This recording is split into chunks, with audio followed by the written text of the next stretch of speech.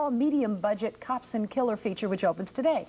We called Relentless, and we want you to take a really good look at the star because there's a very good chance you went to school with him, you dated him. He owes you money. He owes you money. He's a really neat guy. His name is Leo Rossi, and we're proud to say that a local guy makes good. Take a look. Hey, everybody, listen up. This is Sam Dietz. He's going to be working with me now. How you doing? In Relentless, Leo Rossi plays a detective on a serial murder case in Los Angeles. It's the kind of part in Hollywood they classify as a character lead. Enough spark to carry a movie, but not the bankable star power yet to sell it. But this Bucks County native son is on the track. His biggest break so far came from playing one of the most hateful men in recent memory on the screen. The taunting, callous instigator of a group of men who cheered on the rape of a Massachusetts woman on a pinball machine in The Accused. Hey, want to play pinball? That role won Jodie Foster the Oscar. And as for Leo, well, he never told me he grew a beard to disguise himself, but it's got to help him escape some of the strong reaction that character provokes in women who now recognize him on the street. In restaurants, a waitress would, as actually happened, come up to the table, say, "Excuse me, sir, this isn't my table, but I just had to tell you how sleazy you were. Good job." And she walks away. I'm in church with my two daughters, right? And this woman's looking over her shoulder. I said, "What's her problem? My kids are behaving themselves." On the way out, she literally touched me. And she said, "Your children, you're good with them. You're in church. That's good because I saw that movie the other night." And I went like, wow. While The Accused certainly has to rank as a high point in Jodie Foster's already distinguished career, it served as the turning point for Leo Rossi's. Class of '64 from Bishop Egan, Villanova scholarship football player, a man who spent 1 year at Temple Law, long enough to know he didn't belong in law, which may be ironic because his last two films have certainly cast him in the midst of legal procedures on both sides of the scale of justice. After The Accused, I got some nice offers. A nice offers monetarily, maybe, you know, real good meaty parts. But one was a pedophile, another was, I mean, just terrible roles. So my agent and I, we said, let's back off from that. And it's tough because, you know, you got, work's tough to come by anyway. It's a roller coaster business, you know. And I just said, no, we stayed. And then Relentless came by. Well, maybe he was a male hooker and he stumbled on a burglar. Burglar? He's got a watch and a ring in plain sight on the dresser, boy.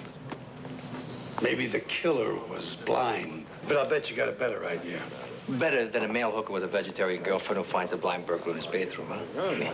In Relentless, Leo's character, Sam Dietz, has just been promoted from beat cop to homicide detective.